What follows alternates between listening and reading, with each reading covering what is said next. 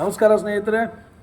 ಭಾಳ ದಿನದ ಒಂದು ಬಹಿರಂಗ ಚರ್ಚೆ ಅಂತ ನಮ್ಮ ಮಂಜುನಾಥ್ ಕುಸ್ಗಲ್ ಅವರು ಹೇಳಿದರು. ನಮಗೂ ಆ ಸಮಯ ಸಿಕ್ಕಿದ್ದಿಲ್ಲ. ಈಗ ಸಮಯ ಸಿಕ್ಕಿದೆ. ಹಾಗಾಗಿ ಇಲ್ಲಿ ಮಂಜುನಾಥ್ ಕುಸ್ಗಲ್ ಅವರು ಬಂದಿದ್ದಾರೆ. ನಮಸ್ಕಾರ ಮಂಜು ಅವರೇ. ನಮಸ್ಕಾರ ಅಣ್ಣ, ಆರಾಮ್ ರೀ? ಆರಾಮ್ ನೋಡ್ರಿ. ತಾವು ಆರಾಮ? ನಾವು ಹೆಂಗ ಜೋರು ಇಟ್ಟಂಗದೀವಿ ನೋಡ್ರಿ. ಅದೇನೋ ಬಹಿರಂಗ ಚರ್ಚೆ ಅಂದಿದ್ರಲ್ಲ, ಬಹಿರಂಗ ಚರ್ಚೆ ಮಾಡೋಣ್ರಿ.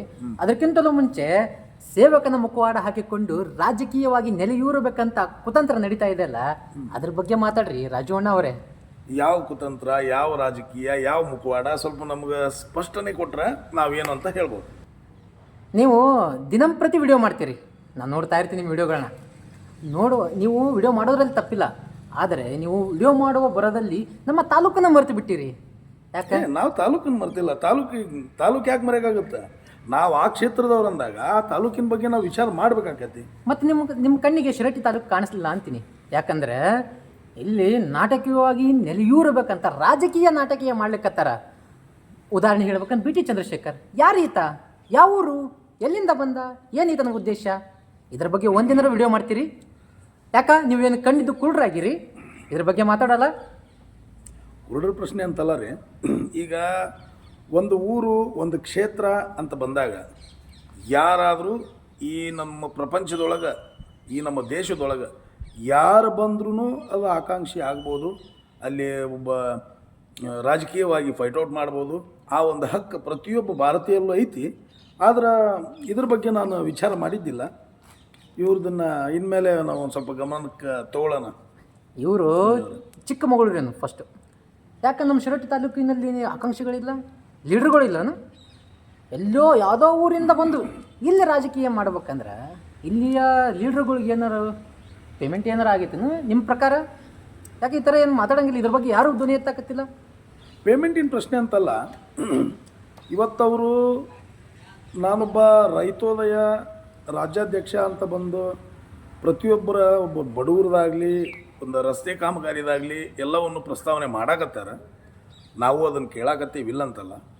ಆದರೆ ಅದು ರಾಜಕೀಯವಾಗಿ ತಿರುವನ್ನ ಪಡ್ಕೊತೈತಿ ಅನ್ನೋದು ನಮ್ಗೆ ಗೊತ್ತಿರೋದಿಲ್ಲ. ಇವತ್ತಿನ ಒಂದು ವಿಡಿಯೋ ನಾನು ನೋಡಿದಾಗ ಹಂಗೆ ಅಂದ್ಕೊಂಡೆ. ಆದರೆ ನಮ್ಗೆ ಅನಿಸೋ ಮಟ್ಟಿಗೆ ಏನಂದ್ರೆ, ನಮ್ಮ ಶಿರಟ್ಟಿ ತಾಲೂಕಿಗೆ ದೊಡ್ಡ ದೊಡ್ಡ ಒಬ್ಬ ರಾಜಕಾರಣಿಗಳು ಅದಾರ, ರಾಜಕೀಯ ಮುಖಂಡರು ಅದಾರ. ಅವರೆಲ್ಲ ಫೈಟೌಟ್ ಮಾಡ್ಬೋದು. ರಾಜಕೀಯ ಮುಖಂಡರುಗಳು ಅವರಿದ್ದಾರೆ. ಅವರು ಇಷ್ಟೆಷ್ಟೋ ವರ್ಷದಿಂದ ಆ ಪಕ್ಷದೊಳಗಡೆ ದುಡ್ದಾರದಾರ. ಅವ್ರ ಆಕಾಂಕ್ಷಿಗಳು ಅದಾರ. ಅವ್ರಿಗೆ ಅಷ್ಟು ಒಂದು ಫ್ಯಾನ್ ಫಾಲೋವರ್ಸ್ ಐತಿ. ಅವರು ಒಂದೊಂದು ಕೆಲಸಗಳು ಅದಾವು, ಅವ್ರು ಮಾಡೇ ಮಾಡ್ತಾರೆ. ಆದರೆ ಹೀಗೆಲ್ಲ ನೋಡ್ರಿ, ಹೋದ 5 ವರ್ಷದಿಂದ ಅವ್ರು ನಮ್ಮ ದಾನಪ್ಪನವ್ರು ಬಂದಿದ್ರು ಸರ್. ಅವರು ಪಾಪ ಕುಂಭಮೇಳ ಮಾಡಿಸಿದ್ರು, ಎಲ್ಲ ಮಾಡಿಸಿದ್ರು. ಇಷ್ಟೇ ಬರ್ತಾರ, ಮಾಡ್ತಾರ. ಕೊನೆಗೆ ಮತ್ತೆ ಕಾಂಗ್ರೆಸ್ಸನ್ನೇ ಸೇರ್ಕೋಬೇಕಾಯ್ತು ಈ ವರ್ಷ. ಹೋಗ್ಲಿ, ಅದ್ರದ್ದೆಲ್ಲ ಹೇಳ್ತಿರಲ್ಲ. ಏನಪ್ಪ ಅಂತಂದ್ರೆ, ಈಗ ಬಂದರು, ಮಾಡಿದರು, ಎಲ್ಲದನ್ನು ಮಾಡಿದರು. ಜನರು ಅವರನ್ನು ಏನು ಪಾಯಿಂಟ್ಔಟ್ ಮಾಡ್ಕೋಬೇಕು. ಜನರ ಕಣ್ಣಿಗೆ ಅವ್ರು ಕಾಣಬೇಕು. ನಾನು ಇವರಿಗೆ ಓಟ್ ಹಾಕಿ ಮತ ಹಾಕಿ ಗೆಲ್ಸಿದ್ರೆ ಇವ್ರು ನಮ್ಗೆ ಒಳ್ಳೇದು ಮಾಡ್ತಾರಾ ಅಂತಂದು. ಆದರೆ ಇಲ್ಲಿ ಒಂದು ಪ್ರಾಬ್ಲಮ್ ಏನು ಬರ್ತದಂದ್ರೆ, ಅವರು ಬಂದು ಚಿಕ್ಕಮಗಳೂರು ಜಿಲ್ಲೆಯವರು ಇಲ್ಲಿ ಬಂದು ಫೈಟೌಟ್ ಮಾಡಿ ಅಕಸ್ಮಾತ್ ಇಲ್ಲಿ ಒಂದು ಶಿರಟ್ಟಿ ವಿಧಾನಸಭಾ ಕ್ಷೇತ್ರದೊಳಗೆ ಗೆದ್ದು ಬಂದು ಕ್ಯಾಂಡಿಡೇಟ್ ಆದ್ರಂದ್ರೆ ಅವ್ರನ್ನ ಪ್ರತಿಯೊಬ್ಬರು ಹೆಲ್ಪ್ ಕೇಳೋಕ್ಕಾಗಲಿ, ಅವ್ರನ್ನ ಮಾತಾಡ್ಸೋಕ್ಕಾಗಲಿ, ಅವರಿಂದ ಏನಾದರೂ ಅನುದಾನ ತೊಗೊಳಕ್ಕಾಗಲಿ ಚಿಕ್ಕಮಗಳೂರಿಗೆ ಹೋಗೋಕ್ಕಾಗೋದಿಲ್ಲ. ಅದು ಒಂದು ಪ್ರಶ್ನೆ ಕಾಡುತ್ತೆ, ಇಲ್ಲಂತಲ್ಲ. ಆದರೆ ಈ ನಮ್ಮ ಶಿರಟ್ಟಿ ಕ್ಷೇತ್ರ ಕ್ಯಾಂಡಿಡೇಟ್ಗಳನ್ನ ತುಂಬಿಕೊಂಡಂಥ ಒಂದು ತಾಲೂಕು. ಇಲ್ಲಿ ಆ ಕ್ಯಾಂಡಿಡೇಟು ಈ ಕ್ಯಾಂಡಿಡೇಟು ಅನ್ನೋಕ್ಕಿಂತ ಯಾವ ಕ್ಯಾಂಡಿಡೇಟ್ಗೂ ಅಂತ ಅವಕಾಶ ಕೊಡಲ್ಲ ಅಂತ ನಾನು ಅನ್ಕೊತೀನಿ. ಅವರು ಮಾತಿದ್ರೆ ಹೇಳ್ತಾರೆ, ನಾ ಅದನ್ನು ಮಾಡಿದ್ದೀನಿ, ಇದು ಮಾಡಿದ್ದೀನಿ, 1008 ಮದುವೆ ಮಾಡಿದ್ದೀನಿ ಅಂತ. 1008 ಮದುವೆ ಮಾಡಿದ್ರೆ ಇವರೊಬ್ರ, ಮದುವೆಗಳನ್ನು ಮಾಡಿಸಿದ್ರು ಇವರೊಬ್ರ, ಏನು ಬೇರೆಯವರು ಮಾಡಿಸಿಲ್ಲ? ಹಂಗಿಲ್ಲ ಮತ್ತೆ. ಈಗ 1008 ಮದುವೆಗಳನ್ನ ಇವ್ರು ಮಾಡ್ಸ್ಯಾರಂತಂದು ಪ್ರಸ್ತಾವನೆ ಮಾಡ್ಕೊಂಡಾರ, ಓಕೆ. ಅಂದ್ರೆ ಇದೊಂಥರ ಏನು ಮುಖವಾಡ, ಇದು ಏನು ತೋರ್ಸ ನಂದು ಡಿಗ್ರಿ ಆಗೈತಿ ಅಂತ ರಾಜಕೀಯವಾಗಿ ಹೋಗ್ಬೇಕಂದ್ರೆ ನಾ ಇದನ್ನ ಮಾಡಿಸಿದ್ದೀನಿ, ನಾನು ಇನ್ನೊಬ್ಬರು ತಟ್ಟಿ ಇನ್ನು ಬಡವ್ರ ಮನೇಲಿ ಊಟ ಮಾಡ್ತೀನಿ, ಬೇರೆ ಏನಿಲ್ಲ. ಹಂಗಿಲ್ಲ ಮಂಜೂರೇ. ಈಗ ನಾನು ಇಷ್ಟು ಮಾಡಿಸೀನಿ ಅಷ್ಟು ಮಾಡಿಸೀನಿ ಅಂತ ಹೇಳೋಕ್ಕಿಂತ ಪೂರ್ವದಲ್ಲಿ ನಮ್ಮ ಗದಗಿನ ಉಸ್ತುವಾರಿ ಸಚಿವ ಶ್ರೀರಾಮುಲು ಅವರು 1775 ಮದುವೆಗಳನ್ನ ಮಾಡಿಸಿದ್ರು. ಹೌದಾ? ಅವರೆಲ್ಲಿ ಒಂದೇ ಹೇಳ್ಕೊಳ್ಳಿಲ್ಲ, ಅದನ್ನ ಎಲ್ಲಿ ಪ್ರಸ್ತಾವನೆಯೂ ಮಾಡಲಿಲ್ಲ. ಈಗೂ ನೀವು ಬೇಕಾದ್ರೆ ನೆಟ್ ಒಳಗೆ ಚೆಕ್ ಮಾಡ್ಬೋದು, ಶ್ರೀರಾಮುಲು ಅವರು ಎಷ್ಟು ವರ್ಷದಲ್ಲಿ ಎಷ್ಟು ಮದುವೆಗಳನ್ನ ಮಾಡಿಸಿದ್ರು ಅಂತಂದು. ನಿಮಗೆ ಸ್ಪಷ್ಟನೆ 2010ರಿಂದ 16ರವರೆಗೂ ಸಿಗೋದು ಕಷ್ಟ. ಒಂದು 2-3 ವರ್ಷದ ಇಸ್ವಿಗಳಲ್ಲಿ ಸಿಗ್ತತಿ, ಬಿಟ್ಟರೆ ಎಲ್ಲೂ ಸಿಗಲ್ಲ. ಆದ್ರೆ ನಮಗೆ ಗೊತ್ತಿರೋ ಪ್ರಕಾರ 1745 ಮದುವೆಗಳು ಮಾಡಿಸಿದ್ರು ಅವರು. ಎಲ್ಲೂ ಹೇಳ್ಕೊಂಡು ಅಡ್ಡಾಡ್ಲಿಲ್ಲಲ್ಲ. ಆಯ್ತು, ಇವರು ಶ್ರೀಮಂತಗಳ ದೇವಾಲಯದಲ್ಲಿ ಹೋಗಿ ನೆಲದ ಮೇಲೆ ಊಟ ಮಾಡ್ತಾರೆ. ಅವ್ರು ಮಾಡಲಿ, ದೇವ್ರ ಭಕ್ತಿ, ಅದ್ರ ಬಗ್ಗೆ ನಾನು ತಕರಾರಿಲ್ಲ. ಇದನ್ನು ವಿಡಿಯೋ ಮಾಡಿ ಸೋಷಿಯಲ್ ಮೀಡಿಯಾದಲ್ಲಿ ಬಿಡೋ ಅಂತಂದು ಏನಿತ್ತು? ಇದೆಲ್ಲ ಅವ್ರ ಮುಂದೆ ರಾಜಕೀಯವಾಗಿ ಇವು ಒಂದೊಂದು ಪ್ಲಸ್ ಪಾಯಿಂಟ್ ಇರಲಿ ಅಂತ ಮಾಡಕತ್ತಾರೆ ರೀ. ಬೇರೆ ಎದ್ರದ್ದು ಇವು ಏನು ಅಲ್ಲ. ಮಳೆ ಬಂತು, ಅದು ಬಂತು, ಈಗೆಲ್ಲ ಮಾಡಾಗ್ಯಾವ. ಈಗ ನಾವೇನು ಉಣ್ಣಾಕತ್ತೀವಿ ಅಂತ ಆಟದ, ನಾವೇನು ನೆಲದಾಗ ಉಣ್ಣಾಕತ್ತೀವಿ ಇಲ್ಲ. ಮಳೆ ಮಾಡಾಗೈತಿ, ಮಳೆ ಬರ್ತೈತಿ. ಬೆಳಗಿಂದ ಬೇಡ ಅಂದ್ರೂ ಮಳೆ ಬರತೈತಿ. ಇದು ಪ್ರಕೃತಿಯ ಒಂದು ನಿಯಮ. ಯಾವಾಗ ಮಳೆ ಬರಬೇಕು, ಯಾವಾಗ ಬಿಸಿಲು ಬರಬೇಕು. ಇಲ್ಲ, ನನ್ನ ಪ್ರಶ್ನೆ ನಿಮ್ಗೆ ಅರ್ಥ ಆಗ್ಲಿಲ್ಲ. ನಮ್ಮ ಪ್ರಶ್ನೆ ನಿಮ್ಗೆ ಅರ್ಥ ಆಗಿಲ್ಲ. ಇದನ್ನ ಅವರು ಹರಿಕೆ ತೀರ್ಸಕ್ಕಂತ ಹೋದ್ರ ಅದನ್ನ ವಿಡಿಯೋ ಮಾಡಿ ಬಿಡೋ ಅವಶ್ಯಕತೆ ಏನಿತ್ತು ಅಂತ ನಾ ಅಷ್ಟೇ. ಇದು ರಾಜಕೀಯವಾಗಿ ಪ್ರಚಾರ ಮಾಡ್ಲಿಕ್ಕತ್ತಾರೆ ಅವರು. ನಮ್ಮ ಪ್ರಚಾರ ಆಗ್ಬೇಕಾದ್ರೆ ಈ ತರ ನಾಟಕಗಳನ್ನು ನಾವು ಮಾಡ್ಲೇಬೇಕಂತ ನೀವು ಹೇಳ್ತಿದ್ರಿ, ಹೌದಲ್ಲ? ಈಗ ಬಡವ್ರ ಮನೆಗೆ ಹೋಗಿ ಅವ್ರ ಮನ್ಯಾಗ ಊಟ ಮಾಡಿ ಅವ್ರ ಯೋಗಕ್ಷೇಮ ವಿಚಾರ ಮಾಡ್ಕೊಂಡ್ ಬಂದ್ರು. ಓಕೆ, ಈಗ ಈ ತರ ವಿಡಿಯೋ ಮಾಡಿ ಬಿಡೋದು ಅಂತ ಅಂದ್ರೆ ಬಡವ್ರ ಮನೆಗೆ ಹೋದ್ರು. ಯಾಕೆ ಬಡವ್ರ ಮಕ್ಕಳು ಬೆಳಿಬಾರ್ದನ? ಯಾಕ ಆ ಮನೆಯಲ್ಲೇ ಕ್ಯಾಂಡಿಡೇಟ್ ಐತಿಲ್ಲ, ಅವರೇ ಬೆಳಿಲ್ಲಲ್ಲ.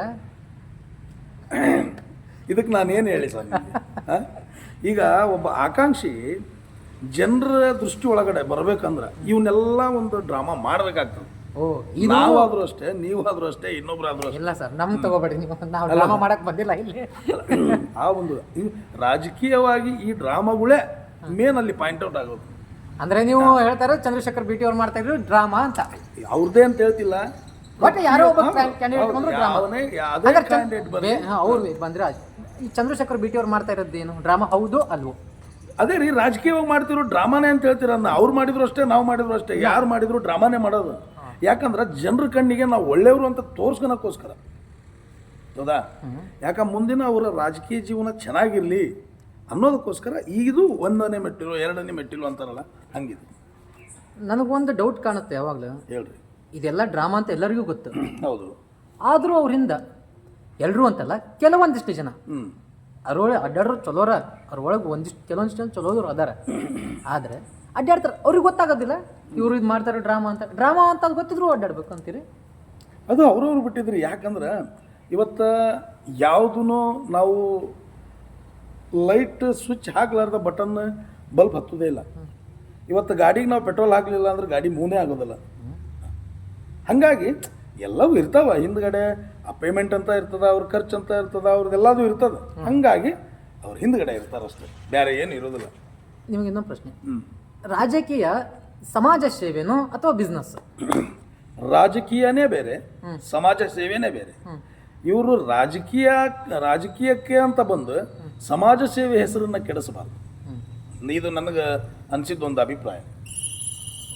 ರಾಜಕೀಯ ಮಾಡಕ್ ಬಂದೀರಾ, ಈಗ ಪ್ರತಿಯೊಬ್ರು ಹೆಂಗ್ ರಾಜಕೀಯ ಮಾಡ್ತಾರೆ ಹಂಗೆ ರಾಜಕೀಯ ಮಾಡ್ಕೊಂಡು. ರಾಜಕೀಯ ಅಂತ ಡೈರೆಕ್ಟ್ ಆಗಿ ಹೇಳ್ಬೋದ್ರಿ. ಈ ತರ ಸಂಘಟನೆಗಳನ್ನ ಕೊಟ್ಕೊಂಡು ನಾವು ಸೇವೆ ಮಾಡ್ತೀವಿ ಅಂತಂದು ಹೇಳುವಂತ ಅವಶ್ಯಕತೆ ಏನೈತಿ? ಅದೇ ಅದನ್ನು ನಾನು ಈ ತರ ಮುಖವಾಡ ಅದಕ್ಕೆ ಹಾಕೊಂತೀರ ಅನ್ನೋದು ನಾವು. ಫಸ್ಟ್ ನಾನು ಸಮಾಜ ಸೇವೆ ಮಾಡಕ್ಕೆ ಬಂದಾಗ ಸಮಾಜದಲ್ಲೇ ಇರಬೇಕು ಹೊರತು ಇನ್ನೊಂದು ಯಾವುದೋ ಒಂದು ಪಕ್ಷಕ್ಕೆ ಸೇರ್ಕೊಂಡು ಯಾವುದೋ ಒಂದು ಪಕ್ಷದ ಟಿಕೆಟ್ ಆಕಾಂಕ್ಷಿ ಅಂತಂದು ಬೊಬ್ಬೆ ಹೊಡೆಯೋದು ಆಗಬಾರ್ದು ನಾವು. ನಿಜ ನಿಜ. ನೋಡ್ರಿ, ನಮ್ಮ ಜನ ಮುಗ್ದಿರದಾರ, ಅವ್ರಿಗೆ ಗೊತ್ತಾಗಲ್ಲ. ಯಾರೋ ಒಬ್ಬ ತಾಯಿ ಹೋಗುವಾಗ ನಿಂತ್ಕೊಂಡು ಮಾತಾಡಿಸಿ ಏನು ಕಟ್ಟಿದೀಯ ತಾಯಿ ಅಂತಂದು ಬಿಚ್ಚಿ ನೋಡೋದು ಅವ್ರ ಉದ್ಧಾರ ಅಲ್ಲ. ಇದನ್ನು ಮಾಡಿ ವಿಡಿಯೋ ಮಾಡೋದು ಅವ್ರ ಪ್ರಚಾರ. ಯಾರೋ ಒಬ್ಬ ತಾಯಿ ಮನೆಯಲ್ಲಿ ಮಲ್ಕೊಂಡಾಗ ಹೋಗಿ ವಿಚಾರಿಸ್ಬೇಕು, ಅದು ಮನುಷ್ಯತ್ವ ಅಂತಾರೆ ಅದಕ್ಕೆ. ಅದನ್ನು ಬಿಟ್ಟು ಎಲ್ಲ ಅದನ್ನ ವಿಡಿಯೋ ಮಾಡ್ಕೊಂಡು ಪ್ರಚಾರ ಮಾಡಿ, ಇದೇ ರೀ ಪ್ರಾಬ್ಲಮ್, ಮತ್ತೇನಿಲ್ಲ. ಅದು ವಿಡಿಯೋ ಹೌದು. ಇವರು ಮೊನ್ನೆ ಬೆಳಟ್ಟಿಯಲ್ಲಿ ಒಂದು ಫಂಕ್ಷನ್ ಮಾಡಿದರು, ಲಕ್ಷಾಂತರ ರೂಪಾಯಿ ಖರ್ಚು ಮಾಡಿ. ಇದರಿಂದ ಜನರಿಗೆ ಏನು ಲಾಭ? ಯಾವ ರೈತರಿಗೆ ಏನು ಲಾಭ? ಈಗ ಇದನ್ನು ವಿಚಾರ ಮಾಡಿದ್ರೆ ಏನು ಅನ್ಸುತ್ತಂದ್ರೆ, ಈಗ ಒಬ್ಬ ರೈತರ ಸೇವಕನಾಗಿ ನಾ ಬಂದೀನಿ ಅಂತ ಅವ್ರು ಹೇಳ್ಕೊಂಡಾರ ಅಂದಾಗ, ರೈತರಿಗೆ ಆ ಫಂಕ್ಷನ್ ಮಾಡಿದಾಗ ಲಕ್ಷಾಂತರ ರೂಪಾಯಿ ಖರ್ಚು ಮಾಡಿ ಪೆಂಡಲ್ ಹಾಕಿ ಫಂಕ್ಷನ್ ಮಾಡಿದರು. ನೊಂದ ರೈತರಿಗೆ ಸನ್ಮಾನನೂ ಮಾಡಿದರು. ಇವತ್ತು ದೇಶದೊಳಗೆ ಆಗಲಿ ನಮ್ಮ ತಾಲೂಕಿನಾಗೆ ಆಗಲಿ ಏನಾಯ್ತಪ್ಪ ಅಂದ್ರೆ ನೊಂದ ರೈತರಿಗೆ ಸನ್ಮಾನ ಮಾಡೋದ್ರಿಂದ ಆಮೇಲೆ ರೈತರಿಗೆ ಒಂದು ಮನೋರಂಜನೆ ಕಾರ್ಯಕ್ರಮ ಕೊಡೋದ್ರಿಂದ ರೈತರ ಕಷ್ಟ ಪರಿಹಾರ ಆಗುದಿಲ್ಲ. ಇವತ್ತ ನಿಜವಾದ ರೈತನ ಸೇವೆ ಅಂದ್ರೇನು? ಶೆಡ್ಡಿ ಬಟ್ಲ ಕೊಡಿಸಿದ್ರು, ಕುಡ ಕೊಡಿಸಿದ್ರು, ಬಾರ್ಕೋಲ್ ಕೊಡಿಸಿದ್ರು, ಯಾರ ಹತ್ರ 2 ಎತ್ತಿದ್ದು 1 ಎತ್ತು ಸತ್ತು ಹೋಗೈತಿ 1 ಎತ್ತು ಕೊಡಿಸಿದ್ರು, ಚಕಡಿ ಹೋಗಿತ್ತ ಚಕಡಿ ಕೊಡಿಸಿದ್ರು, ಇಲ್ಲ ಎಲ್ಲ ಎತ್ತುಗಳಿಗೂ ಒಂದು ದಿನ ಒಂದು 4 ಕಟ್ಸಿದ್ರ. ಇಂಥವನ್ನ ಮಾಡ್ರಿ, ಇವು ರೈತರ ಒಂದು ಸೇವೆ ಮಾಡ್ದಂಗೆ. ಲಕ್ಷಾಂತರ ರೂಪಾಯಿ ಖರ್ಚು ಮಾಡಿ ಆ ಪೆಂಡಲ್ ಕಟ್ಟಿ ಅಷ್ಟು ಎಲ್ಲಾರನ್ನೂ ಜೂನಿಯರ್ ಆರ್ಟಿಸ್ಟ್ಗಳನ್ನ ಕರ್ಕೊಂಬಂದು ಆ ಫಂಕ್ಷನ್ ಮಾಡೋ ಅವಶ್ಯಕತೆ ಇದ್ದಿದ್ದಿಲ್ಲ ಅಂತ ನನಗನ್ಸು. ಹೌದು, ಇವರು ಇಷ್ಟೆಲ್ಲ ಫಂಕ್ಷನ್ ಇಷ್ಟೊಂದು ದುಡ್ಡೆಲ್ಲ ಖರ್ಚು ಮಾಡ್ತಾರಲ್ಲ, ಇದಕ್ಕೆ ದುಡ್ಡು ಎಲ್ಲಿಂದ ಬರ್ಬೋದು? ಸ್ವಂತ ದುಡ್ಡು ಹಾಕಿ ಸಮಾಜ ಸೇವೆ ಮಾಡೋರು ನನಗೆ ಗೊತ್ತಿದ್ದಂಗೆ ಭಾಳ ಕಡಿಮೆ. ಅದರಲ್ಲಿ ಇವರು ಒಬ್ಬರು ಆಗಿರ್ಬೋದು, ಬಟ್ ಆಗಲ್ದೇನೂ ಇರ್ಬೋದು. ಇದು ಹೆಂಗೆ ಬರುತ್ತೆ ಗೊತ್ತನ್ರಿ ಮಂಜೂರು? ಈಗ ನಾನೊಬ್ಬ ಸಮಾಜ ಸೇವಕ, ನಾನೊಬ್ಬ ರೈತರ ಸೇವಕ, ರೈತರ ಒಬ್ಬ ರಾಜ್ಯಾಧ್ಯಕ್ಷ ಅಂತ ಬರ್ತೀವಿ. ಇವತ್ತೇನೋ ಒಂದು ವ್ಯವಹಾರಗಳು ಕೆಟ್ಟು ನಿಂತಿರ್ತಾವ, ಅವನ್ನ ಸರಿಪಡಿಸಕ್ಕಂತ ಹೋಗ್ತೀವಿ. ಅಲ್ಲಿ ಒಂದೇನೋ ಅಮೌಂಟ್ ಅಂತ ಸಿಗ್ತದೆ, ನಾವು ಯಾರಿಗೋ ಮಾತಾಡ್ತೀವಿ. ಅಮೌಂಟ್ ಸಿಗ್ತದ ಅಂದ್ರೆ ಎಲ್ಲಿಂದ ಸಿಗುತ್ತದೆ? ಅದು ಪರಿಹಾರ ಅಂತ ಯಾರು ಕೊಡ್ತಾರೆ? ಈಗ ಯಾರಿಂದ ತೊಂದರೆ ಆಗಿರ್ತೈತಿ ಅವ್ರು ಪರಿಹಾರ ಕೊಡ್ಬೇಕು. ಈಗ ಒಬ್ಬ ಫಾರ್ ಎಕ್ಸಾಂಪಲ್ ಹೇಳ್ತೀನಿ, ಒಬ್ಬ ರೈತ ನಾನು, ನನಗೆ ಒಂದು ಫ್ಯಾಕ್ಟ್ರಿಯಿಂದ ತೊಂದರೆ ಆಗೈತಿ. ನಾ ರಾಜ್ಯಾಧ್ಯಕ್ಷರು ಬಂದರು, ನಾನು ಅವ್ರ ಮುಂದೆ ನನ್ನ ಅಳಲನ್ನ ತೋಡ್ಕೊಂಡೆ. ಅವರು ಫ್ಯಾಕ್ಟ್ರಿ ಮಾಲಕನ ಹತ್ರ ನನ್ನ ಸಲುವಾಗಿ ರೈತರ ಒಂದು ಪರಿಶ್ರಮ ಪಟ್ಟು ಏನೋ ಮಾಡಿ ಅದನ್ನ ಅವರು ಸರಿ ಮಾಡಿ ನಮಗೆ ಒಂದು ಏನದು ಅನುದಾನನ ಕೊಡಿಸ್ತಾರೆ. ಹಾಗಾಗಿ ಅಮೌಂಟ್ ಬರ್ತದ ಅಂತ ಹೇಳಿದ್ ನಾನು. ಆಮೇಲೆ ಈಗ ಹೆಂಗದ ಅಂದ್ರೆ ಪ್ರತಿಯೊಂದು ನಮ್ಮ ಸರ್ಕಾರಿ ಕಚೇರಿಗಳು ಏನದಾವ ಎಲ್ಲರೂ ಭ್ರಷ್ಟಾಚಾರಿಗಳೇ. ಎಲ್ಲರೂ ಭ್ರಷ್ಟಾಚಾರಿಗಳೇ.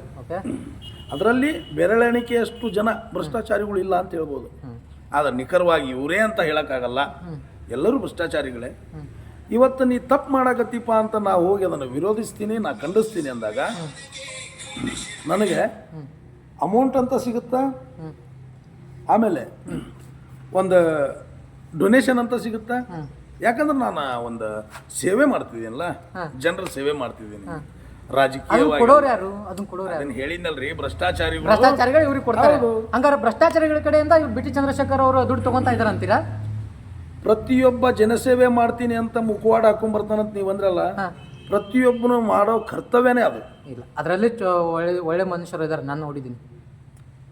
ಅದು ಅನಿವಾರ್ಯ, ಯಾರಾದ್ರೂ ಒಬ್ರು ಇರ್ಬೋದು. ಅದು ಅಂತೂ ನಮಗೆ ಇವತ್ತಿಗೂ ಕಣ್ಣಿಗೆ ಬಂದಿಲ್ಲ. ಯಾಕಂದ್ರೆ ಈಗ ನನಗೆ 38-40 ವರ್ಷ ನಡೀತದೆ. ನಾನು ಇವತ್ತಿಗೂ ಅಂಥವ್ರನ್ನ ಯಾರು ನೋಡಿಲ್ಲ. ನೀವು ನೋಡಿದ್ದೀರಿ ಅಂದ್ರೆ ಒಳ್ಳೇದು. ಅದು ಹೆಂಗಪ್ಪ ಅಂದ್ರೆ ಅದು ಹೇಳ್ಬಾರ್ದು, ಹೋಗ್ರಿ ಬಿಡಿ. ಅದು ಹೇಳಿದ್ರೆ ಮತ್ತು ವಿವಾದಗಳಾಗ್ತವೆ. ನೋಡ್ರಿ ಅಣ್ಣ, ಇವರು ಇಷ್ಟೊಂದು ಹೈ ಡ್ರಾಮಾ ಮಾಡ್ಲಿಕ್ಕತ್ತಾರ. ಇವರಿಗೆ ನಮ್ಮ BJP ಪಕ್ಷದಿಂದ ಟಿಕೆಟ್ ಸಿಗುತ್ತಂತ ನೀವು ಅಂತೀರೇನು? ಯಾವುದ್ರ ಬಗ್ಗೆ ಟಿಕೆಟು? ಇವರೇ ಹೇಳ್ತಾ ಇದ್ರಲ್ಲ, ನಾವು ಟಿಕೆಟ್ ಪ್ರಬಲ ಆಕಾಂಕ್ಷಿ, BJP ಟಿಕೆಟ್ ಆಕಾಂಕ್ಷಿ ಅಂತ ಹೇಳ್ತಿದ್ದಾರೆ. 2028 ಬರಬೇಕು, ಇಲೆಕ್ಷನ್ 6 ತಿಂಗಳು ಇದ್ರೆ ಇವತ್ತು ಸಾರ್ತಾರ ಅಂತ ತಿಳ್ಕೊರಿ. ಇಂಥ ಟೈಮಿಗೆ ಇಲೆಕ್ಷನ್ ಬರುತ್ತೆ ಅಂತ. ಇಷ್ಟು ಜಲ್ದಿ ಇವರು ಇಲೆಕ್ಷನ್ ಸಾರ್ಲಾರ್ದನ ನಂಗೆ ಟಿಕೆಟ್ ಆಕಾಂಕ್ಷಿ ಅಂತ ನಮ್ಮ 92 ಹಳ್ಳಿನೂ ಕವರ್ ಮಾಡಾಕತ್ತಾರ ಅಂದಾಗ ವಿಚಾರ ಮಾಡಬೇಕು. ಇವರು ಯಾವ ಒಂದು ಇಲೆಕ್ಷನ್ ಟಿಕೆಟಿಗೆ ಬಡ್ದಾಡಕತ್ತಾರ ಅಂತ ನನಗೆ ಅರ್ಥ ಆಗೋದು. MLA ಎಲೆಕ್ಷನಿಗೋ, MP ಎಲೆಕ್ಷನಿಗೋ, CM ಕ್ಯಾಂಡಿಡೇಟು ಅಂತ ಗೊತ್ತಾಗೋದು. ಅದು ನಿಮ್ಗೆ ಗೊತ್ತಿದ್ರೆ ಒಂದು ಸ್ವಲ್ಪ ನೀವಾಗ ಕೇಳ್ಬಿಡ್ರಿ. ಇಲ್ಲ, ನೀವು ತಿಳಿದವರು, ನೀವು ದೊಡ್ಡವರು ಅಂತ ನಿಮ್ಗೆ ಕೇಳಿದಿರಿ, ನಮಗೆ ಗೊತ್ತಿಲ್ಲ. ಇಲೆಕ್ಷನ್ ಇನ್ನೂ ಅನೌನ್ಸೇ ಆಗಿಲ್ಲಲ್ಲ. ಅನೌನ್ಸ್ ಆಗ್ಲಾರ್ದ ಯಾವ ಇಲೆಕ್ಷನ್ನಿಗೆ ಇವ್ರು ಟಿಕೆಟ್ ಆಕಾಂಕ್ಷಿ ಅಂದ್ರೆ ನಮ್ಮ ಕಡೆ ಹೇಳ್ತಾರಲ್ಲ, ಕೂಸು ಹುಟ್ಟಾಕಿಂತ ಮುಂಚೆ ಕುಲಾಯಿ ಹೊಲಿಸಿದ್ರು ಅಂತ, ಈ ಥರ ಏನು ಮಾಡ್ತಾ ಇದ್ದಾರೆ ಇವರು. ಇರ್ಬೋದು. ಬೇರೆ ಬೇರೆ ಕಡೆಯಿಂದ ಕೇಳಿದ್ವಿ, ಇವರು ಏನು ಅಧಿಕಾರಿಗಳನ್ನು ಮತ್ತು ಪೊಲೀಸ್ ಅಧಿಕಾರಿಗಳನ್ನು ಇವ್ರನ್ನೆಲ್ಲ ಹೆದರಿಸಿ ಏನೋ ಅಂತಾರೆ, ಮಂತ್ಲಿ ಏನೇನೋ ಅಂತಾರಲ್ಲ, ಆ ಥರ ಏನೋ ಫಂಡ್ ತೆಗಿತಾ ಇದ್ದಾರಂತ ಏನೋ ಜನರ ಕಡೆಯಿಂದ ನಾ ಕೇಳಿದ್ದು, ನಂದಲ್ಲ, ಜನ ಕಡೆಯಿಂದ ನಾ ಕೇಳಿದಂಗೆ. ನಿಮ್ಗೇನಾರು ಇದ್ರ ಬಗ್ಗೆ ಗೊತ್ತಾ? ನನಗೆ ಅದ್ರ ಬಗ್ಗೆ ಏನೋ ಮಾಹಿತಿ ಇಲ್ಲ ಸರ್. ಆದರೂ ಒಂದು ಮಾತು ಹೇಳ್ತೀನಿ. ನಮ್ಮ ಆರಕ್ಷಕ ಠಾಣೆ ನಮ್ಮ ಪೊಲೀಸ್ ಸಿಬ್ಬಂದಿ, ನಮ್ಮ CPI ಆಗಲಿ PSI ಅವರಾಗಲಿ, ನಮ್ಮ ಒಂದು ತಾಲೂಕಿನ ಸಿಬ್ಬಂದಿ ಏನದ ಅದು ನಮ್ಮ ತಾಲೂಕಿನ ರಕ್ಷಣೆ ಮಾಡೋಕೈತಿ. ಆ ರಕ್ಷಣೆ ಮಾಡೋಕೈತಪ್ಪ ಅಂತಂದಾಗ ಅವ್ರನ್ನ ನಾವು ಹೋಗಿ ಹೆದರಿಸಿ ಅವ್ರ ಹತ್ರ ನಾವು ಮಂತ್ಲಿ ಕೊಡ್ರಿ, ನಮ್ಗೆ ರೊಕ್ಕ ಕೊಡ್ರಿ, ನಮಗೊಂದು ಸಹಾಯಧನ ಕೊಡ್ರಿ ಅಂತ ಕೇಳೋದು ತಪ್ಪಾಗ್ತದೆ. ಯಾಕಂದ್ರೆ ನಾನೊಬ್ಬ ರಾಜ್ಯಾಧ್ಯಕ್ಷ ಅಂತ ಅವ್ರಿಗೆ ID ಕಾರ್ಡ್ನ ತೋರಿಸಿ ನಾ ಹೆದರಿಸಿ ದುಡ್ಡನ್ನು ನಾ ಪಡೆಯೋದು ಇದು ಒಂದು ಹೆಂಗಾಗತ್ತಪ್ಪ ಅಂದ್ರೆ ಈ ಕಾನೂನು ಒಳಗೆ ಬಾಹಿರವಾದಂಥ ಒಂದು ಪದ್ಧತಿ, ಚಟುವಟಿಕೆ ಅಂತಾರೆ, ಚಟುವಟಿಕೆಗಳು ಇವನ್ನ ಖಂಡಿಸ್ಬೇಕು. ಯಾಕಂದ್ರೆ ಆ ಸಾಹೇಬರಿಗೆ ಆ ಅಥಾರಿಟಿ ಇರ್ತದೆ, ಆ ಅಥಾರಿಟಿ ಪ್ರಕಾರ ಅವ್ರು ಏನು ಮಾಡಬೇಕು ಆ ಕಾನೂನುಬದ್ಧವಾಗಿ ಅವ್ರು ಮಾಡ್ಬೋದಿತ್ತು. ಅವ್ರು ಬಿಟ್ಟಾರಂದ್ರೆ ಪಾಪ ಅದು ಅವ್ರಿಗೆ ಬಿಟ್ಟು. ಇದೆಲ್ಲ ಜನರಿಗೆ ಗೊತ್ತಿಲ್ಲ ಅಂತೀರೇನು? ಗೊತ್ತದ ಜನರಿಗೆ ಏನು ಮಾಡ್ಬೇಕ್ರಿ? ಈಗ ಜನ ಏನು ಮಾಡಾಕತ್ತೈತೆ ಅಂದ್ರೆ ನೀವು ಪಿಕ್ಚರ್ ಎಂಥವೇ ಮಾಡಿರಿ ನೋಡಾಕತ್ತೈತಿ, ಬಟ್ಟೆ ಹಾಕೊಂಡು ಮಾಡಿದ್ರು ನೋಡ್ತೈತಿ, ಬಟ್ಟೆ ಬಿಚ್ಚಿ ಹಾಕಿದ್ರು ನೋಡ್ತೈತಿ. ಹಾಗಾಗಿ ಜನಗಳ ಬಗ್ಗೆ ನಾವೇನು ಹೇಳಕತ್ತಿಲ್ಲ. ಇಲ್ಲಿ ಹೆಂಗೈತಪ್ಪ ಅಂದ್ರೆ ಆ ಬೊಂಬೆ ಆಡ್ಸೋನು ಮ್ಯಾಗ ಕುಂತಾನ ಅಂತ ಹಾಡೈತಲ್ಲ, ಆ ಲೆಕ್ಕಕ್ಕೆ ಬಂದ್ಬಿಡ. ಬೊಂಬೆ ಆಡ್ಸೋನು ಹೆಂಗೆ ಆಡ್ಸಾಕತ್ತಾನ ಹಾಡಕತ್ತ ಬಿಡ್ರಿ ಅವ್ರು, ಬೇರೆ ಏನೂ ಇಲ್ಲ. ಅಂದರೆ ಇದ್ರ ನಂಗೆ ಅರ್ಥ ಆಗಲಿಲ್ಲ, ಇದರಲ್ಲಿ ಬೊಂಬೆ ಆಡ್ಸೋರು ಯಾರು ಅಂತ. ನಿಮ್ಮ ಪ್ರಕಾರ ಏನು ಚಂದ್ರು ಅವರ ಪ್ರಜೆಗಳು ಬೊಂಬೆಗಳು ಅದನ್ನ ಆಡ್ಸೋರು ಅವ್ರ ಜೊತೆಗೆ ಇರುವಂಥ ಲೀಡರ್ಸ್ಗಳು. ಅಂದರೆ ಲೀಡರ್ಸ್ಗಳು ಅಂದರೆ ಮುಖವಾಡ ಹಾಕೊಂಡು ಓಡಾಡ್ತಾರೆ. ಈಗ ನನಗೆ ಇನ್ನೊಂದು ಅರ್ಥ ಆಗ್ತಿಲ್ಲ. ನಮ್ಮ ಜನಪ್ರಿಯ ಶಾಸಕ ಚಂದ್ರು ಲಮಾಣಿ ಅವರು ಈಗ ಆಲ್ರೆಡಿ MLAಗಳು ಅದಾರ ನಮ್ಮ ಶಿರಟ್ಟಿ ತಾಲೂಕಿಗೆ. ಅವ್ರದ್ದು ಇನ್ನೂ ಒಂದು 2 ವರ್ಷ ಇರ್ಬೇಕೇನೋ ಅವಧಿ. ಆದ್ರೆ ಅದ್ರ ಒಳಗೆ ಬಂದು BJP ಟಿಕೆಟ್ ಕೇಳಾಕತ್ತಾರಲ್ಲ, ಅದು ನನಗೆ ಒಂಥರ ಹೀನಾಮಾನ ಅನ್ಸಾಕತ್ತೈತೆ ನನಗಂತ. ಇದಕ್ಕೆ ಏನಂತೀರಿ ನೀವು? ಇದಕ್ಕೆ ಇಲ್ಲಿರೋ ನಮ್ಮ ಲೀಡರ್ಗಳು ಕಣ್ಣು ಮುಚ್ಚಂಗೆ ಕೂತ್ಕೊಂಡಾರ ಅಂತ ಅನ್ಕೊಂತೀನಿ. ಇವ್ರಿಗೆ ಇಷ್ಟು ಸಲಿಗೆ ಕೊಟ್ಟಾರ ಅಂತ ಅನ್ಕೊಂತೀನಿ. ಸಲಿಗೆ ಅನ್ನೋಕ್ಕಿಂತ ಇಲ್ಲಿ ಏನಾಗ್ಯದ, ನಾನು ಸೇವಕ ಅನ್ನೋ ಮುಖವಾಡ ಇಟ್ಕೊಂಡು ರಾಜಕೀಯಕ್ಕೆ ಎಂಟ್ರಿ ಕೊಡುವಂಥ ಒಂದು ಹುನ್ನಾರ ನಡೆಯೋದು, ಷಡ್ಯಂತ್ರ ಆಯಿತು. ಹಾಗಾಗಿ ಇಲ್ಲಿ ರಾಜಕೀಯನೋ ಅಥವಾ ಒಂದು ಜನರ ರೈತರ ಸೇವಕ ಅಂತನೋ ಜನರಿಗೆ ಗೊತ್ತಾಗವಲ್ದು. ಆದ್ರೆ ಇವತ್ತವರು BT ಚಂದ್ರಶೇಖರ್ ಅವರು ಒಂದು ಚನ್ನಪಟ್ಟಣ ಊರಲ್ಲಿ ಒಂದು ಮನೆ ಒಳಗೆ ಹೋಗಿ ಅದೇನೋ ಊಟ ಮಾಡಿದಾಗ ಒಂದು ವಿಡಿಯೋ ಆಗೈತಿ. ಆ ವಿಡಿಯೋದೊಳಗೆ ಹೇಳ್ಕೊಂಡಾರ ಏನಂತ, ಒಂದು ಪತ್ರಿಕಾ ಮಾಧ್ಯಮದವರು ನಮ್ಮ BJPಯ ಪ್ರಬಲ ಆಕಾಂಕ್ಷಿ ಅಂತ ಹೇಳ್ಕೊಂಡಾರ. ಅದು ಇಲ್ಲಿ ಒಂದು ನಮಗೆ ಒಂಥರ ಕುತೂಹಲ ಮೂಡಿಸಿ, ಅದಕ್ಕಾಗಿ ನಾನು ಅದ್ರ ಬಗ್ಗೆ ನಿಮ್ಗೆ ಹೇಳಿದ್ದು. ಅದಕ್ಕೆ ಹೇಳ್ತೀನಿ ಕೇಳ್ರಿ. ಇಲ್ಲಿ ಇದನ್ನು ಜನರು ನೋಡ್ತಾನ ಇರ್ತಾರ, ಯಾರು ಯಾವ ಥರ ಮುಖವಾಡ ಹಾಕ್ಕೊಂಡು ಯಾವ ಥರ ಆಟಗಳನ್ನು ಆಡ್ತಾರ ಅನ್ನೋದು ಜನರಿಗೆ ಗೊತ್ತದ. ಇವ್ರು ತಿಳ್ಕೊಂಡಾರ ಇವ್ರು ಗೊಂಬೆಗಳು ಅಂತ, ಆದರೆ ಅವ್ರಿಗೆ ಗೊತ್ತಿಲ್ಲ ಅದಾ ಗೊಂಬೆ ಒಂದಲ್ಲ ಒಂದಿನ ಇವರನ್ನು ಹೊರಗೆ ಓಡಿಸ್ತದ ಅಂತ ಎಲ್ಲರಿಗೂ ಗೊತ್ತದ. ಅದಕ್ಕೆ ಇನ್ನೊಂದು ಇಲ್ಲಿ ಏನಾಯ್ತು ಅಂದ್ರೆ ನಮ್ಮ ಶಿರಟ್ಟಿ ತಾಲೂಕು ಮೀಸಲು ಕ್ಷೇತ್ರ ಇದೊಂದು ವರ್ಷ ಉಳಿದಿರ್ಬೇಕು ಅಲ್ಲ, ಇನ್ನೊಂದು ಫಿಲ್ಟರ್ ಇರಬೇಕಲ್ಲ. ಓಕೆ, ಇಲ್ಲಿ ನಮ್ಮ ಶಿರಟ್ಟಿ ಮತಕ್ಷೇತ್ರ ಎಂಥದಪ್ಪ ಅಂತಂದ್ರೆ ನಮ್ಮ ರಾಮಣ್ಣ MLA, ನಮ್ಮ ಯಾರು ಕುಂದಗೋಳ ರಾಮಣ್ಣ ಅವರು, ಕುಂದ್ರಳ್ಳಿ ರಾಮಣ್ಣ ಅವರು 29,997 ಮತಗಳಿಂದ ಅಂತರದ ಮತಗಳಿಂದ ಜಯಿಸಿ ಬಂದಂಥವ್ರು ನಮ್ಮ ಕರ್ನಾಟಕದೊಳಗೆ ಒಂದು ಹಿಸ್ಟ್ರಿ ಕ್ರಿಯೇಟ್ ಮಾಡಿದ್ರು. ಹೌದಾ? ಹೌದು. ಈಗ ಇಂಥವರೆಲ್ಲ ಬಂದು ರಾಮಕೃಷ್ಣ ದೊಡ್ಡ ಮನಿ, ಓಕೆ, ಅವ್ರು ಎಂತ ಕೆಲಸ ಮಾಡಿದ್ರು. ಇವ್ರುಗಳೆಲ್ಲ ಇರಬೇಕಾದ್ರೆ ಇನ್ನೊಬ್ಬ ಮೂರನೇ ವ್ಯಕ್ತಿ ಅವಶ್ಯಕತೆ ನಮಗಂತೂ ಇಲ್ಲ. ನಾನು ಹೇಳೋದೇನಂದ್ರೆ ಇಂಥ ಒಂದು 3 ಮತಗಳ ಕಮ್ಮಿ 30,000 ಅಂತರದಿಂದ ಜೈಬೇರಿ ಆದಂಥ ನಮ್ಮ BJP ನಾಯಕರವರು ಈಗ ನಾನು ಒಬ್ಬ ಆಕಾಂಕ್ಷಿ ನೀನು ಒಬ್ಬ ಆಕಾಂಕ್ಷಿ ಅಂತ ಬಂದು ಲಾಸ್ಟಿಗೆ 1 ಹೋಟಿಗೆ 2 ಹೋಟಿಗೆ ಗೆಲ್ಲುವಂಥ ಪರಿಸ್ಥಿತಿ ಬರುತ್ತೇನೋ ನಮ್ಮ ಶಿರಟ್ಟಿ ತಾಲೂಕು ಅಂತ ನನಗನ್ನಿಸ್ತದೆ. ಇದಕ್ಕೇನಂತೀರಿ? ಬರ್ಬೋದು ಅನ್ಸುತ್ತೆ ನನಗೆ. 1 ಹೋಟಿನಿಂದ ಜೈಬೇರಿ, 2 ಹೋಟಿನಿಂದ ಜೈಬೇರಿ ಅನ್ನೋ ಪರಿಸ್ಥಿತಿ ಬರುತ್ತೆ. ಅದಕ್ಕೆ ನಮ್ಗೆ ಇವ್ರುಗಳು ಶಿರಟ್ಟಿ ಜೈಬೇರಿಗೆ ಅಂತ ಇವ್ರುಗಳು ಎಲ್ಲಿ ಜೈಬೇರಿ ಆಗ್ತಾರೋ ಅಂತ ಅನ್ಸುತ್ತೆ. ಇವ್ರುಗಳು ಹೊಟ್ಟೆ ತುಂಬಿಸ್ಕೊಳುತ್ತಾ ಜೈಬೇರಿ ಆಗ್ತಾರ ಅಂತ ಅನ್ಸುತ್ತೆ. ನನ್ನೊಂದು ಅನಿಸಿಕೆ, ನಮ್ಮ ಶಿರಟ್ಟಿ ತಾಲೂಕಿನ 92 ಗ್ರಾಮದ ಎಲ್ಲ ಯುವ ಬಾಂಧವರಲ್ಲಿ ಹೇಳ್ತೀನಿ, ಇವತ್ತು ನಮಗೆ ಅದನ್ನು ಮಾಡ್ತೀನಿ, ಇದನ್ನು ಮಾಡ್ತೀನಿ, ಇದನ್ನು ತೋರಿಸ್ತೀನಿ, ಅದನ್ನು ತೋರಿಸ್ತೀನಿ ಅನ್ನೋ ಒಂದು ಆಮಿಷನ ಒಡ್ಡಿ ನಮ್ಮನ್ನು ಒಂದು ತೆಗ್ಗಿಗೆ ದೂಡುವಂಥ ಪರಿಸ್ಥಿತಿ ಅದ. ಹಾಗಾಗಿ ತಾವುಗಳು ಯಾರು ಏನು ಎತ್ತು ಅನ್ನೋದನ್ನು ತಿಳ್ಕೊಂಡು ವಿಚಾರ ಮಾಡಿರಿ. ಇದ್ರ ಮೇಲೆ ನಾವು ಏನು ಹೇಳಂಗಿಲ್ಲ. ಅಂದ್ರೆ ಇವ್ರ ಉದ್ದೇಶಗಳು ಏನು ಅಂತ ನಾವು ತಿಳ್ಕೊಬೇಕಂತ ನೀವು ಹೇಳೋದು. ಹೌದು. ಈಗ ನಮ್ಮ ಶಿರಟ್ಟಿ ತಾಲೂಕಿನಾಗ ಎಂತ ಬೇಕಂತ ಕ್ಯಾಂಡಿಡೇಟ್ಗಳು ಅದಾವೆ, ಎಂತ ಬೇಕಂತ ಪ್ರತಿಯೊಂದು ಕೆಲಸ ಮಾಡಿದಂಥವ್ರು ಅದಾರ. ನಮ್ಮ ಚಬ್ಬಿ ಒಳಗಡೆನೇ ಅದಾರ. ಚಬ್ಬಿಯಿಂದ ಒಂದು 2-3 ಕಿಲೋಮೀಟ್ರ್ ಹೋದ್ರೆ ಅಲ್ಲೂ ಅದಾರ. ಅಲ್ಲಿ ಈಗ ಆಲ್ರೆಡಿ ಲಕ್ಷ್ಮೇಶ್ವರದಾಗ ಅದಾರ, ಬೆಳ್ಳಟ್ಟಿ ಒಳಗೂ ಅದಾರ. ಅವರೆಲ್ಲ ಹೆಂಗೆ ಇವರಿಗೆ ಒಂದು ಅವಕಾಶ ಕೊಟ್ಟರು ಅಂತ ನಂಗೆ ಗೊತ್ತಾಗಲ್ಲ. ಇದು ಒಂಥರ ದೊಡ್ಡ ಪ್ರಶ್ನೆ ಅಂತಾರಲ್ಲ ಆ ಥರ ಹೌದು. ಈ ಪ್ರಶ್ನೆಗೆ ನಮ್ಮ 92 ಗ್ರಾಮಗಳು ಎಲ್ಲವೂ ಉತ್ತರ ಕೊಡಬೇಕು. ಆ ಉತ್ತರ ಹೆಂಗಿರ್ಬೇಕಪ್ಪ ಅಂದ್ರೆ ಮುಟ್ಟು ನೋಡ್ಕೊಂಡಂಗಿರ್ಬೇಕು ಅವು, ಹಂಗಿರಬಾರ್ದು.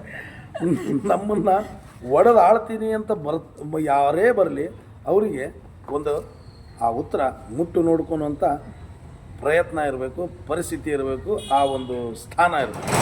ಈಗ ಒಂದು ಮಾತನ್ನ ನಾನು ಕೊನೆಯದಾಗಿ BT ಚಂದ್ರಶೇಖರ್ ಸರ್ಗೆ ಹೇಳಬೇಕಾಗಿ ಒಂದು ಆಸೆ. BT ಚಂದ್ರಶೇಖರ್ ಸರ್ ಅವರೇ, ತಾವು ನಿಜವಾಗಿಯೂ ರೈತರ ಪರವಾಗಿ ರೈತರ ಸೇವಕನಾಗಿ ಬಂದಿದ್ದರೆ ಇದಕ್ಕೆ ನಮ್ಮ ಎಲ್ಲರ ಬೆಂಬಲ ಇದೆ. ನಾವು ನಿಮ್ಮ ಹಿಂದೆ ಬೆಂಬಲಕ್ಕೆ ಬರ್ತೀವಿ. ನಾವು ಕೂಡ ಇಲ್ಲಪ್ಪ ಅಂತಂದರೆ ಇದು ರಾಜಕೀಯವಾಗಿ ತಿರುವು ಪಡ್ಕೊಂಡೈತೋ ಇಲ್ಲ ರಾಜಕೀಯವಾಗಿ ನೀವು ನಡೆಸಾಕತ್ತೀರೋ ಅಂತ ನಮಗೆ ತಿಳಿಸಿದ್ರೆ ನಾವು ರಾಜಕೀಯವಾಗಿ ಏನು ಮಾತಾಡಬೇಕು ಮಾತಾಡ್ತೀವಿ. ಇದು ನೀವು ರೈತರ ಸೇವಕರಾಗಿ ಬಂದಿದ್ರೆ 100% ನಾವು ನಿಮ್ಮಿಂದ ಬೆಂಬಲ ಕೊಡ್ತೀವಿ. ನಮಸ್ಕಾರ. ನೀವು ಮಾಡುವುದು ನಿಜವಾಗಿಯೂ ರೈತರ ಸೇವೆನೇ ಆಗಿದ್ದರೆ, ಇದರಲ್ಲಿ ರಾಜಕೀಯ ಇಲ್ಲ ಅಂದರೆ ಬನ್ನಿ. ಇದರಲ್ಲಿ ಏನಾದರೂ ನಾವು ಮಾತಾಡೋದು ನಿಮಗೇನಾದರೂ ತಪ್ಪು ಅನಿಸಿದರೆ ಬನ್ನಿ ಮಾತಾಡೋಣ. ಬನ್ನಿ ಎದುರ ಬದ್ರ ಕೂತ್ಕೊಂಡು ಮಾತನಾಡೋಣ, ಚರ್ಚೆ ಮಾಡೋಣ. ಇದರಿಂದ 4 ಜನರಿಗೆ ಏನಾದರೂ ಒಂದು ಒಳ್ಳೆಯ ಸಂದೇಶ ಹೋಗಲಿ ಅಂತಂದು ಅಷ್ಟೇ.